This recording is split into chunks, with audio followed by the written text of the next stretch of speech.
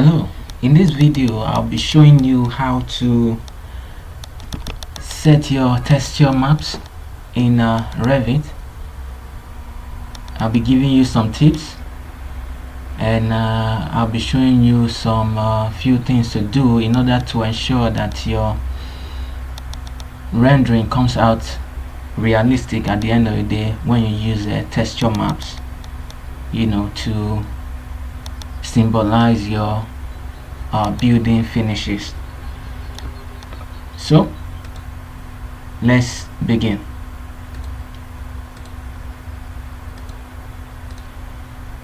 In Revit, setting building finishes can best be done using using texture maps.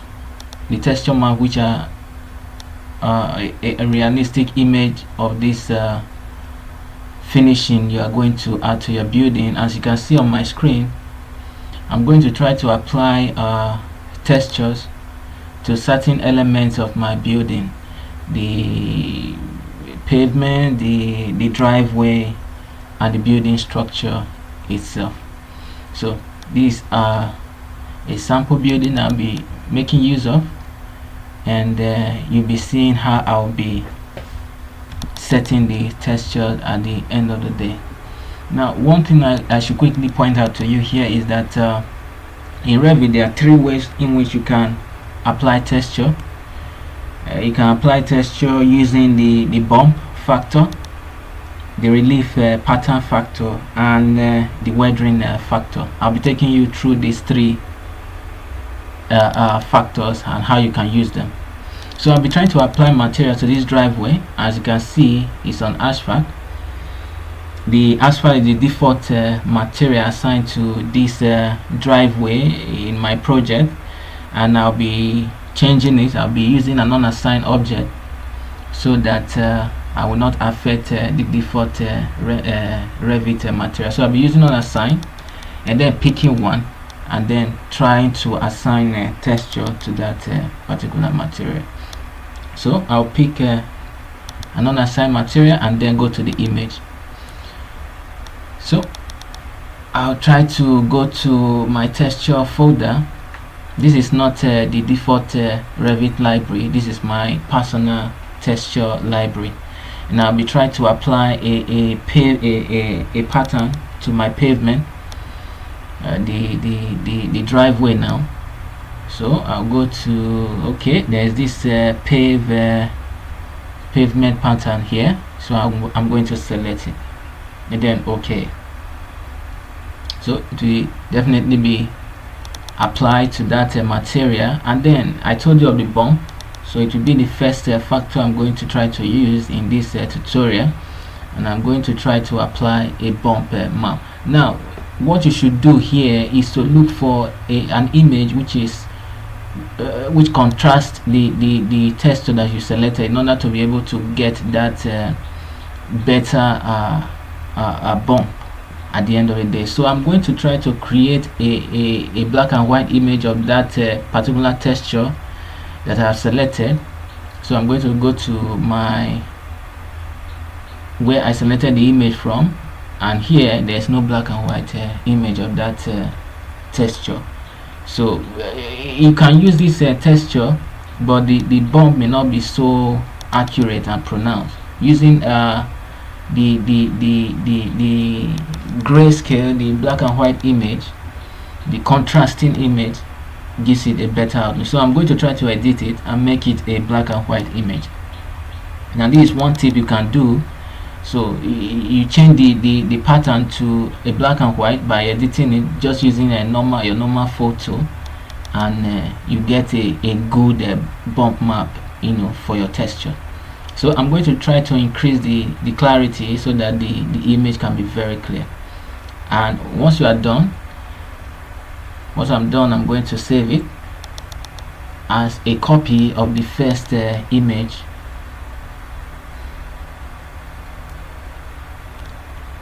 So I'm going to save it to the same folder as the other image, so that I can easily grab it and use it in my project. So using the contrast help to bring out the bump factor very beautifully and make it more effective than just using the same image. So I'm going to label it 1 as a copy, so and return back to my Revit project. And here I'm going to try to grab that bump map I just created. So I'm going to go to, you can see it's just right beside it, so I'm going to select it and use it. So since I've set the bump map and the texture, I can now set the size. Now setting the size in Revit, you have to pay attention to the the nominal size of those elements that you are trying to set. Now if you don't have that, you can set it to a certain value and then check and then increase it or decrease it as the case may be. But I'm going to be using a mode here of 150 by 300 millimeters. So I'm going to count and then just impute the figure. You see the height, there are about 4 there, and in the width there are about 3. So I'm going to have like 4 times or 5 times 150 thereabout.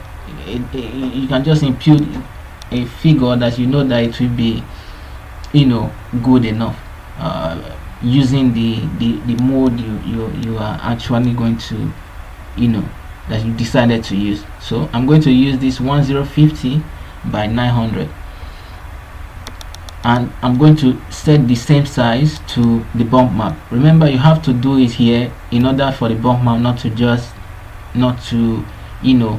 affect your texture in a way that will not be okay. So you have to set it so that the bump will just be the exact image of your texture map. This will give it the better outlook at the end of the day. So you can see, and then I can increase the bump amount. The bump amount simply controls how your pattern will be distorted at the end of the day. So is it heavily or just the normal outlook? If you set it to the positive, just like I have done, it's going to be above, and if you set it to the negative, it's going to be below. So you're going to bump it downward or bump it upward. So I'm going to set it to realistic shading so that I can see the map that applied. Now let me just chip in this.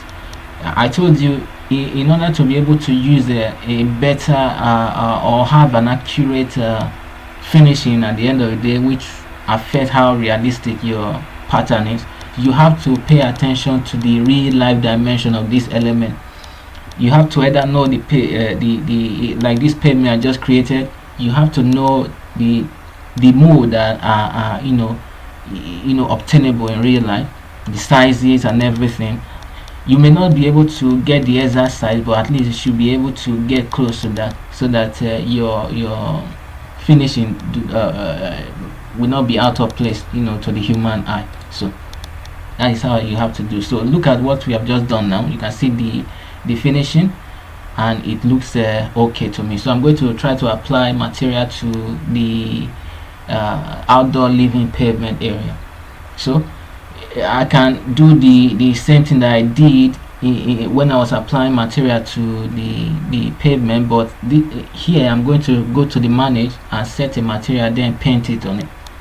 So I'm going to do the same thing, select a map. I'm going to look for a site pavement pattern, a site work paving pattern. So you can see that I'm going to use either this paving pattern, this site work. I'm going to use this and select it. Okay, and then I'm going to grab a bump map. Now all I just have to do is to grab an image that is the same with that pattern. If you don't, another pattern is going to be imprinted on your texture, and you don't want that. It become confusing. So you have to grab an image that is exactly the pattern or close to it.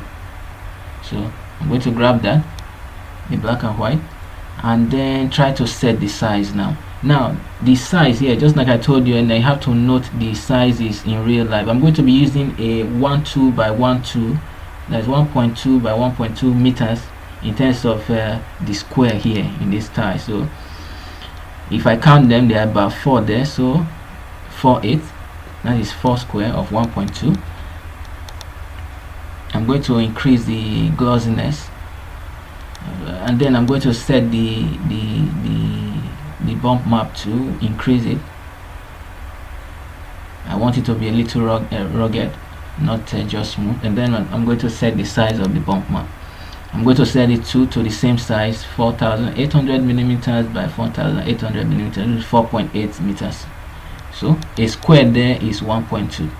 So I've set that material, that texture material, and I'm going to try to apply it to the living pavement. So I'm going to go to paint, go to modify, and then go to paint, and then select the material that you just set. Ensure you select the material, and then you apply it to the surface. So you can see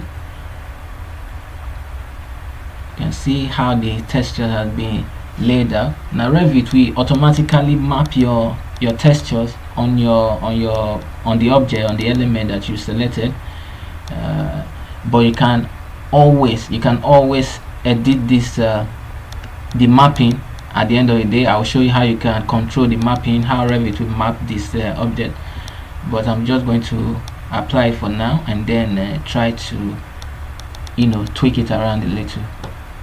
So you can see the bump, you can see the lines, you can see how rugged the surface is. If you don't want it this rugged, you always need to set your bump map to a lower amount. So I'm going to go to material and then try to tweak this pattern a little. So I'm going to go to the material and then go to the image. I'm going to go to the offset. Now this is where you can decide how Revit place your map on your element that you just applied it to. So do you want it to offset it to a certain distance? Do you want it to just leave it the way Revit default the Revit default is? Because sometimes the default mapping may not be okay, so you need to balance it, and this is where your offset come in handy. The position, the X and Y position. You can see here this part is very small compared to the other, so I can try to balance it by imputing offset. If I impute offset in the X direction, you can see what will happen here. Apply. Look at what has happened. You can see that the bump has increased. That is because the bump mass size, there is no offset there. So if I impute the same offset of 600 in the X direction, it will normalize. Apply. You see it has normalized again to 1.2 by 1.2. That is because the bump map size, the bump map offset, and the texture offset are the same. So I'm going to try to impute some amount in the Y direction and then apply it. You can see the similar thing has happened in the other direction. Now I'm going to do the same to the bump map so that I can normalize the whole thing. This is how you tweak how Revit map out your object when you apply a texture to it. So apply, just normalize. So but I'm going to try to balance the texture a little bit, so that one of them will not be too small compared to the others. So, and it's in the Y direction that I want to do that. So I'm going to impute 300 and see if it will balance out. Apply. It's not still balanced. This the other one is still bigger than this, so I will have to do a little adjustment. So I'll add 150 to this to make it 450. And one thing I can tell you here is that if you want to be increasing your texture map, it's better to go with modules, the established modules, which is 150, 300, 600, just like that, so that the increase in size can be modulated. So you can see, and I like the way it is. So this is how you move your texture around. So you don't need to be stuck with the default mapping in Revit. You can always affect it. So I'm going to apply material to the base of this building, and I can use the paint to do that. I can just go to paint and grab a material and just paint it on the different surfaces. So I go to modify, then go to paint, and just pick any surface of the base that I want to apply material to. You can see I'll just put it there, but this is not the material that I want to apply to the base of this building. So I'm going to go set a texture map entirely for it. So I'll go to manage, go to materials, and then go to select one of the unassigned, and do the same approach over again. Here I'm going to be applying a brick texture, a brick finishing. I'm going to try to select a brick that will be okay for my liking. So I'll go to bricks and just select any one that I'll consider okay. Here there's a brick 31. I think that is okay, but the other brick pattern here, you can see different one. So but I'm going to select the brick 31, and then I'm going to try to use the bump map. Remember, we are still using the bump map. We are going to use the relief pattern later on. Remember I told you have to grab the same image but contrasted, a contrasted exact copy of the image that you've used. And here there are other images that look to be the same but in with better contrast. I don't think this is the same as the first texture that we selected. So it looks like I may need to set a bump map here using the original texture. So they are not the same, the pattern are not the same. So it may, the imprint, the bump imprint may cause may be problematic if the texture are not the same thing. So that is a texture brick 31. I need an image that is a contrast of this, a black and white image of this. So I'm going to go to where the texture, the material is, and I'm going to, that is brick 31, brick 31.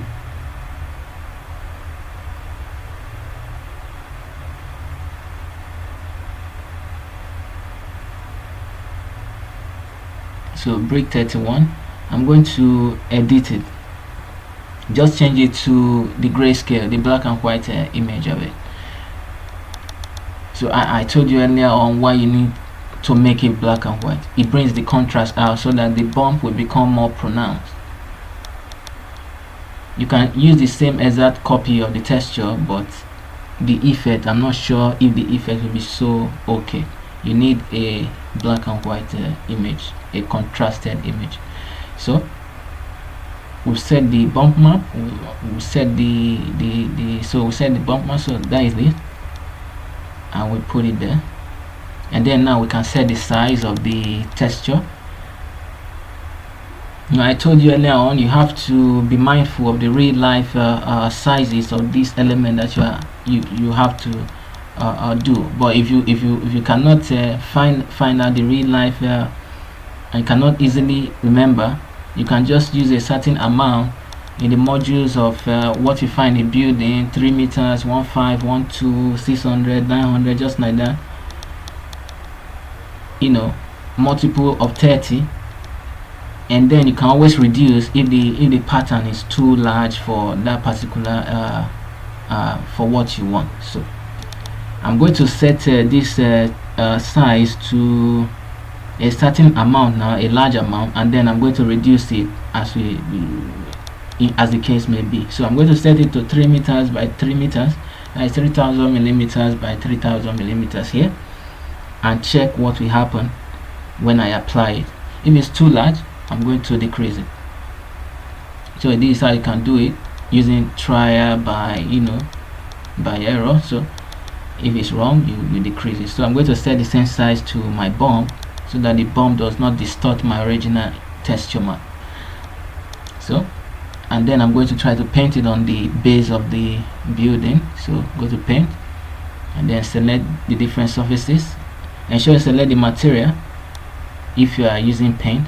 So you can see this is how the pattern will come up, and it looks like it's quite too big.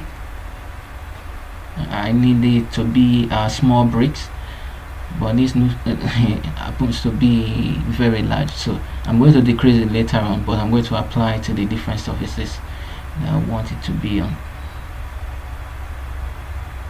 So apply it here and to the back too, here. So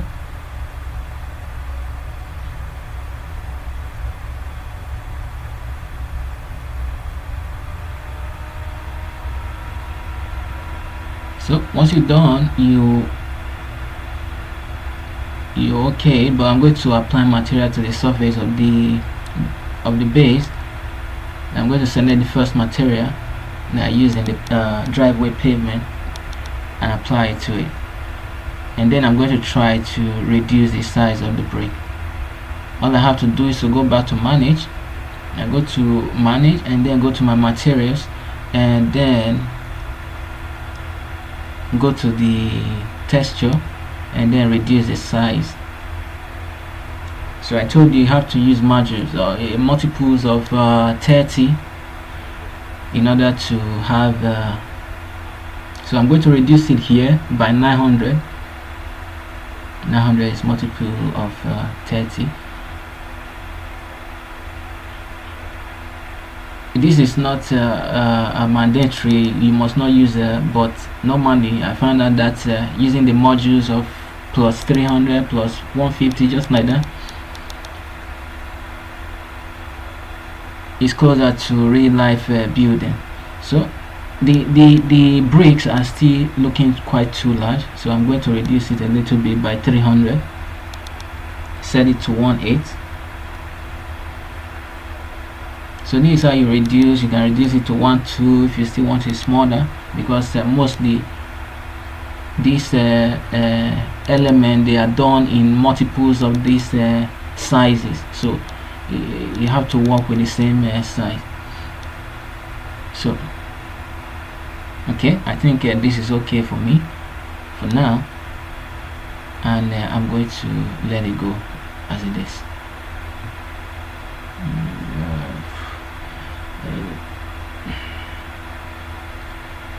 Now if I want to tweak the finishing, I can just rotate it. So if you rotate it by 90 degrees, it becomes vertical. As it is now, it's the horizontal frame. So if I impute 90 degrees in the rotation angle, it will just become vertical. So you can see the image has totally turned. It's just like the offset, but this one is just to, so you can see what happened after I rotated it. You can rotate your finishing so as to conform to your object, and this also affects how realistic your rendering comes out at the end of the day. So but I'm going to set it to 0 because I don't want to rotate it. I want it to be horizontal. So this is what I want. So I've applied material to the base of the building, to the driveway, and to the outdoor living pavement area. So I'm going to try to apply textures to the main building itself. And the building was modeled using a customized component modeling, so everything is selected at once, and then I'll have to edit the element. I can't paint here, but I can select the element, then apply material. So I'm going to select these materials here because they have a different pattern to it, and then I'm going to go to the material point and then apply. I'm going to select another unassigned, and then I'm going to try to apply a kind of a cladding material to this particular element. And I'm going to go to texture. I'm going to try to select something like an insulation or a clad.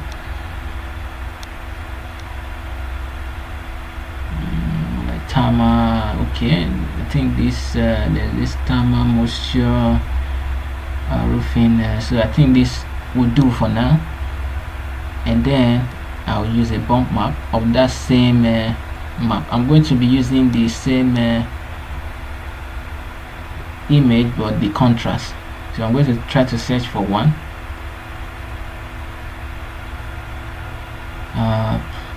I don't think there is anyone here that can easily go with that image. No, none of them here. So no, this one is not the same pattern, and it's going to distort the texture at the end of the day. So since I don't have any exact here, I'm going to just grab the same image. Remember, I told you can just edit it on your own if you want. It brings out the bump factor better, but I'm just going to grab the same image and then set the size. I'm going to set it to a large size here of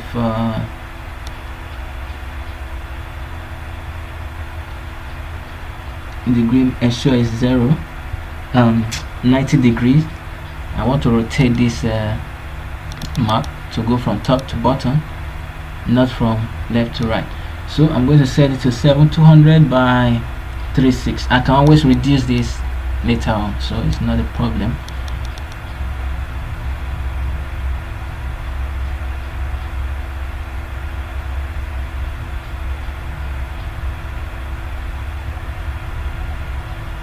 So the width will be 36, the height will be 7:2.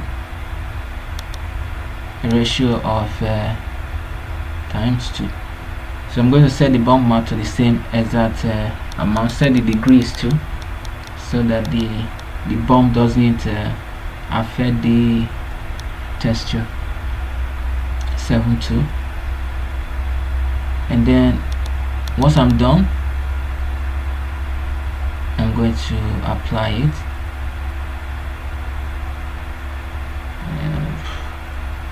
You can also decide to send the amount, but I'm not going to be worried about that here. Since it's an installation, the bump shouldn't be too much. You can see the map that I just applied. Look at how it is. It looks to be quite big and it's too much, so I'm going to decrease it.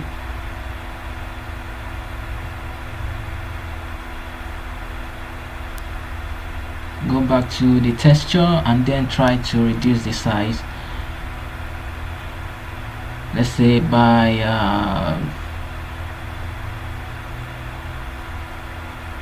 okay, I'm going to reduce it to 1:2 by 2:4, still maintaining the same factor, the same ratio of times 2. The height is times 2 of the width, and then I'm going to apply it after I've set the bump map size 2:4 and 1:2. Done. Apply. You can see it has decreased, and this is what I want. So this is how you play around with your textures in order to give it that exact outlook that you want at the end of the day. So now here I'm going to try to apply material to the body of this building, to the interior, and I'm going to be trying to apply a material that has the relief factor.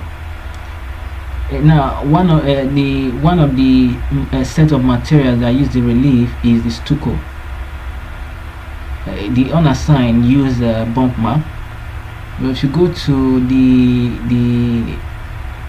there are different set of materials we find in Revit, and the unassigned have that bump map factor. But if you want to make use of the relief pattern, you may need to use the ties, a default tie You can see this tool can make use of the weathering factor. If you use a default tie in Revit, most of them they are going to have the relief pattern. So you can see I selected these ties here. It's a default tie in my Revit and it has the relief pattern. It's almost the same thing as the bump map, but here the relief will only be imprinted on your texture, and you may not be able to increase it or decrease it. Revit will only automatically produce the result for you. So all you just have to do is to select the images, your main texture, and the relief pattern. It still works with the same principle of contrast. So I'm going to select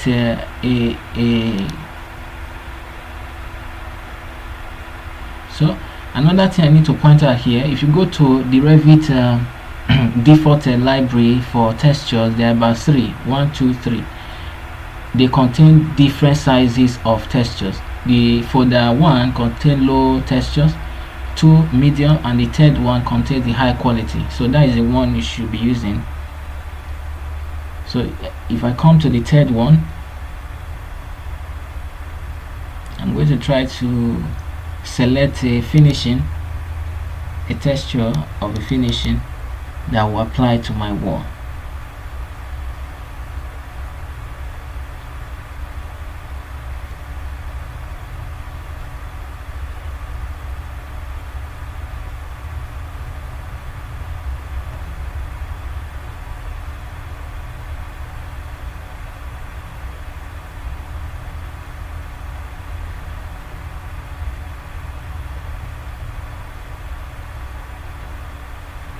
Okay, so I'm going to grab this and acoustic finishing. You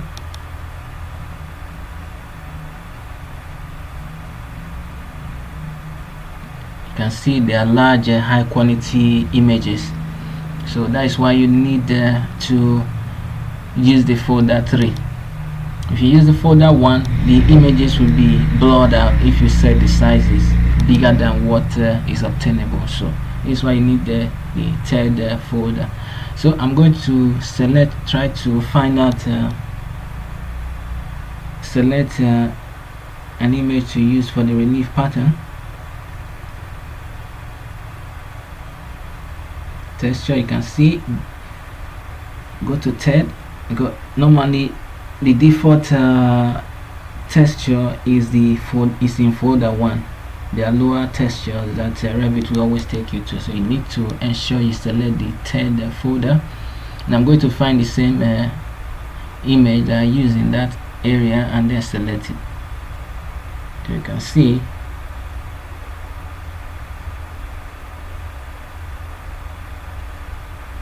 so you can also set the amount of the relief here. I'm going to set the size of this texture to 900 by 900, and then set the relief pattern to the same amount. So basically the relief using the relief pattern or using the bump they work in a similar way with just few differences. So I can still set the amount here of the relief. Maybe I'll send it to 1 and then apply. Okay, if you increase the size of the relief amount, the pattern becomes more engraved, become much more pronounced.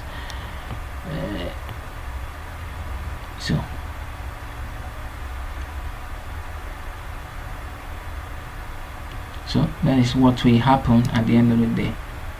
So you can see the relief, the image itself is there.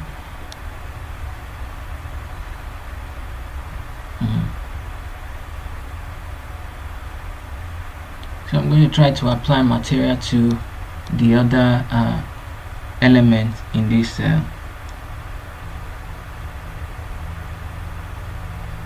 building.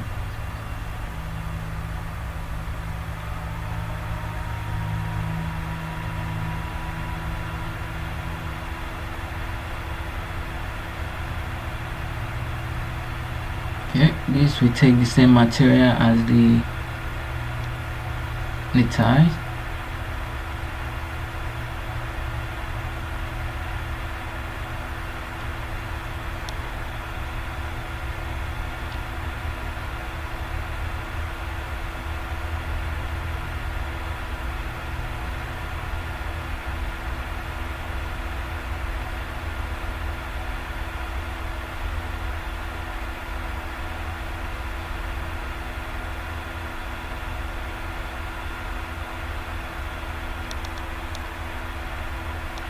Realistic, so you can see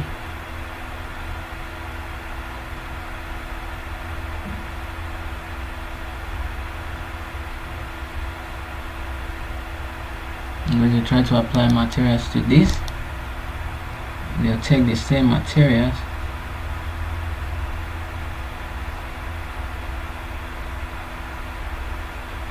and then I'm going to try to use the weathering the weathering factor. I'm going to try to use a material with a weathering factor here. Paint,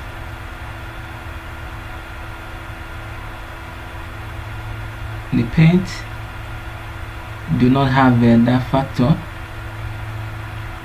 so I'm going to go to stucco.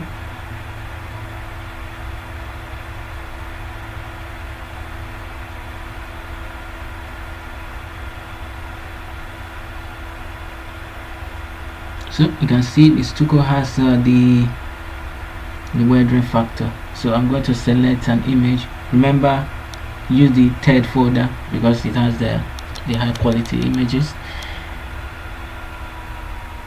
And I'm going to select a wooden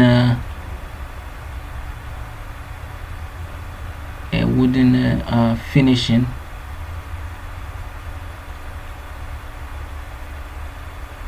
With a weathering factor.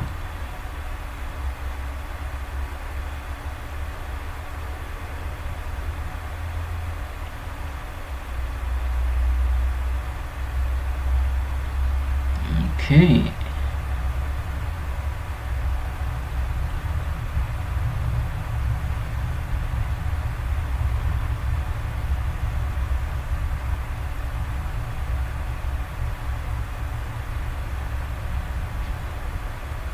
The beechwood,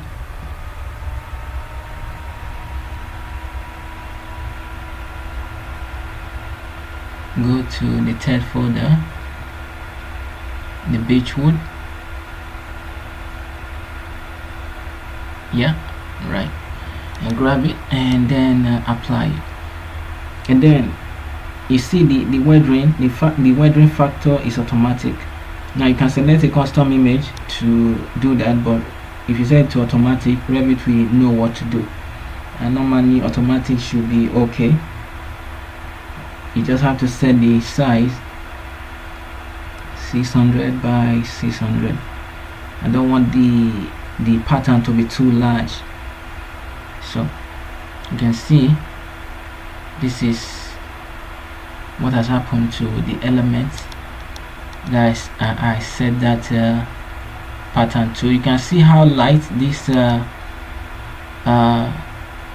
texture is. It's different from what you have when you have the relief or the bump map.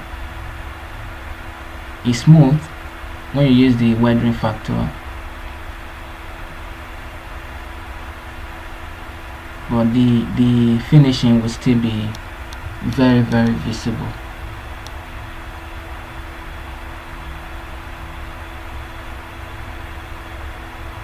You can see.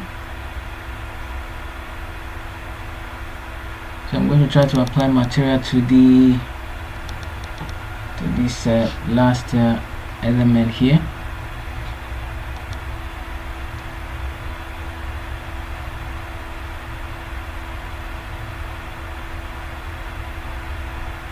And I'm going to be using an unassigned material, then with bump. Select unassigned and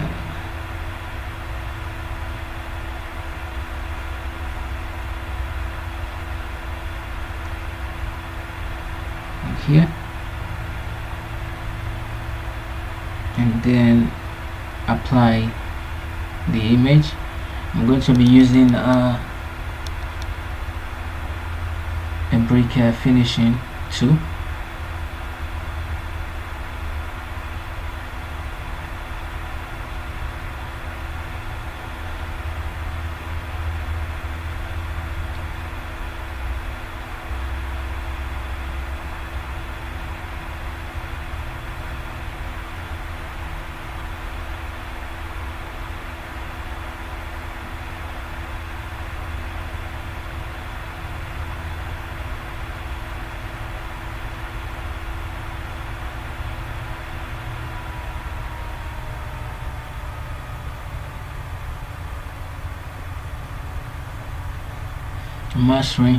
A masonry finish, and take a masonry finish, you do it.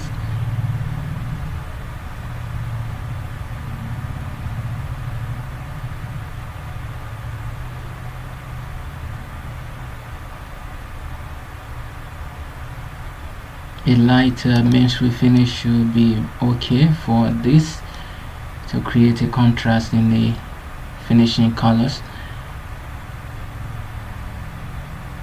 So I'm going to be using the masonry. This will be too dark.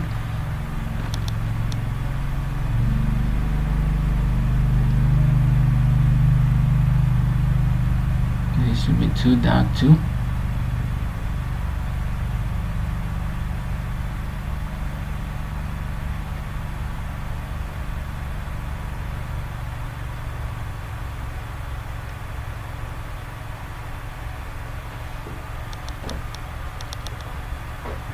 So masonry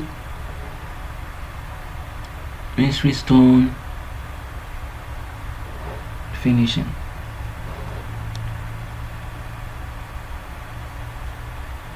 And then apply a bump.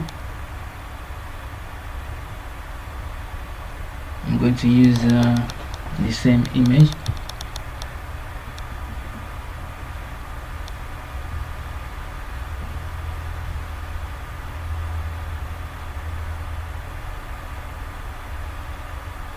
And then I'm not going to increase the bump. I don't want it to be too rugged.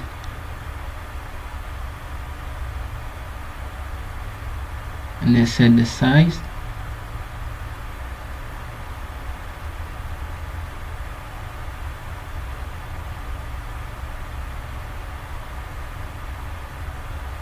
And then apply it.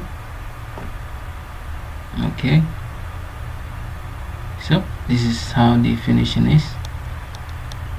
You can see it's not rugged, it's smooth. If I want it to be rugged, I will increase the bump amount. But I think I like it the way it is.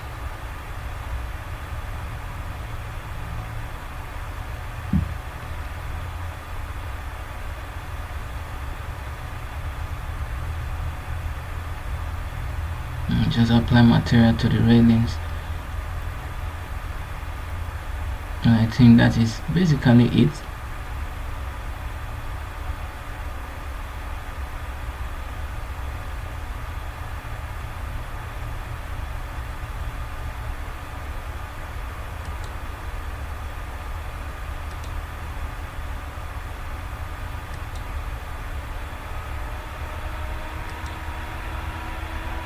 So I'll finish, and I have applied material to texture map to the building, the base, and every other thing. So I'm going to try to render it by adding some site components and try to render it.